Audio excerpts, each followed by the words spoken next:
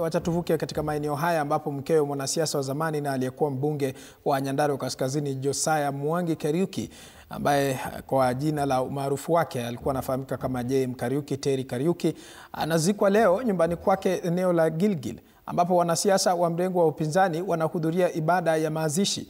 Kwa sasa tunaungana naye Willy Dennis Njiru ambaye yuko kwenye eneo hilo ili atujuze kwa muktasari ni kipi ambacho kinaendelea kwa sasa. Kumbuka kwamba JM Kariuki ambaye anafahamika sana katika ulingo huu wa siasa amechangia pakubwa katika ulingo wa siasa, ndiposa akaweza kujenga jina lake la JM Kariuki. Na ikumbuke kwamba siku ya leo ni mazishi ambayo yanafanyika kule maeneo ya Gilgil, na ambapo viongozi kutoka mrengo wa upinzani, viongozi kadha wa kadha watakuwa wanahudhuria mazishi hayo, na pia tunatarajia mengi yataweza kuibuka. Wacha kwa sasa tuvuke moja kwa moja tuungane naye Willy Dennis Njiru atujuze kwa kina zaidi. Willy? Naam, asante sana mwenzangu Paul Kirobi. Bila shaka kwa mara nyingine tumepatana hewani agalabu upande mwingine wa kaunti ya Nakuru katika eneo la Gilgil. Hapa ni mazishi ya mwenda zake Terry Kariuki ambaye anapumzishwa hii leo baada ya kipindi kirefu tu kuwa yuko hapa duniani kwa mapenzi yake Mwenyezi Mungu. Wananchi wametoka katika tabaka mbalimbali kuweza kumuenzi kiongozi huyu. Itakumbukwa kwamba Josiah Mwangi Kariuki alikuwa kiongozi wa eneo la Nyandarua, eneo bunge la Nyandarua Kaskazini, na aliweza kufariki mwaka wa 1975, na hili hapa aliweza kulazwa katika eneo hili hapa, na mpiga picha wangu labda kidogo anaweza songea hapo kumbukumbu ya picha ambayo kwa kawaida wengi wanaifahamu hapo. Inaashiria kwamba alizaliwa tarehe 21 mwaka 2029 na aliweza kufariki Machi 2 mwaka 2075.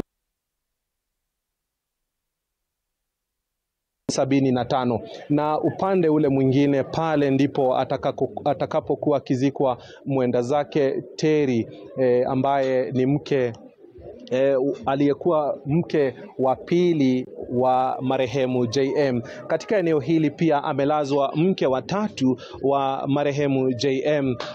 Alifahamika alikuwa na wake watatu, na kati ya hawa wake watatu mmoja ambaye ni mke mkuu na aliweza kusalia. Tutakuwa tukizungumza na mkazi mmoja wa hapa, na vile vile tungependa kuwajuza kwamba kiongozi wa chama cha bwana aliyekuwa naibu rais Rigathi Gachagua yuko katika eneo hili, mbunge wa eneo la Naivasha Jane Kihara, vile vile kuna mbunge wa eneo hili mheshimiwa wa Muhia, na mheshimiwa gavana wa kaunti ya ile aliyekuwa mbunge wa eneo jiji la Nairobi Maina Kamanda vile vile ameweza kufika hapa. Na yote tisa, tueleze jina lako na unamfahamu vipi marehemu Terry? Kwa majina yangu kwanza, mama angalia kule. Kwa majina yangu kwanza ni Charles Jenga Gatimo, jirani wa boma hii. Na mimi nilikuja hapa mwaka wa 90, mwaka wa 1995. Na nimekuwa nikiishi na watu, ni familia. Kwa kanisa tuko kanisa moja PCA, Mama Nyambura tunashiriki naye kwa kanisa. Na mimi ningetaka kutoa rabirabi zangu kwa hii familia, kama kuwapea pole, sababu sasa hii msiba imetoka, na niwaambie pole.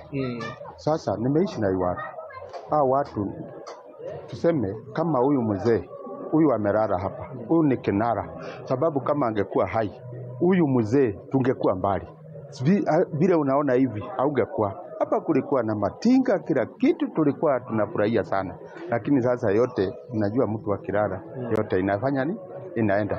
Kwa hivyo tunasema pole na pole na pole. Asante. Wacha tupate fursa ya kuzungumza na mjukuu wa familia hii. Nieleze jina lako, aliyekuwa mbunge JM Kariuki na Terry ni nani kwako? You can speak in English. My name is Susan Mombi. Susan Mombi. Terry was my shosho and JM Kariuki was my guka. For JM Kariuki, I never found him as just a history, and I know he used to be a helping person, a helping man.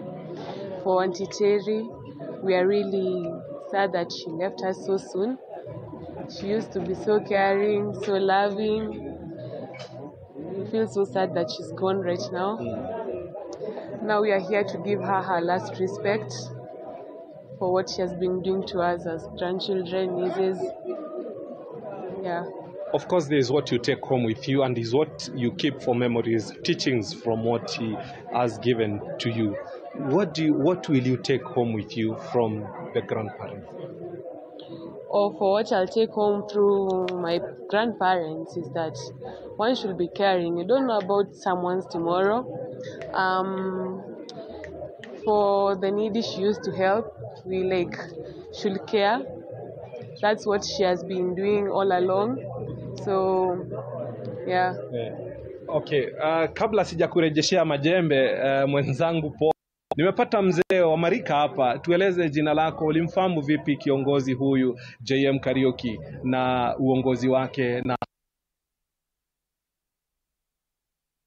Simon Njoroge Kimani na tunamtambua huyu mzee wetu kama ndio alikuwa kiongozi mzuri ya area hii, na kama angekuwa hapo naona tungekuwa tumekaa mzuri sana kwa area hii. Kwa hivyo tukimuona tunamkumbuka sana. Yeah. Sasa leo ni siku ya kumpumzisha mke wa pili kati ya watatu wake. Ni yapi ambayo mnasoma kutoka kwa legacy ya viongozi hao? Kwa vile tumeona kwa legacy ya hii watu, tunaona ni watu walikuwa wamekaa mzuri na watu, ni watu wangwana, ni watu wamekaa vile tumefunga kazi yetu yote tuje tumfuzishe hii mama Bibi Kariuki.